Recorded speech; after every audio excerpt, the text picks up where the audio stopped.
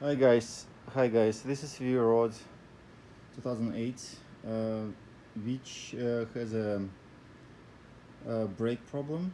So rear brake, time to time I'm losing it, and recently I identified leak. So leak was in this area somewhere, and you see that like everything in under it is pretty wet, right? Pretty greasy.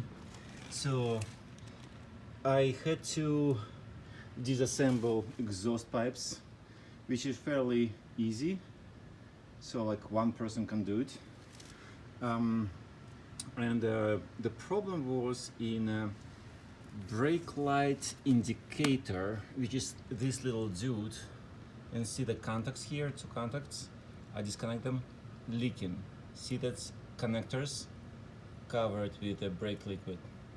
So I'm glad I identified this problem. Next step will be to replace this dude.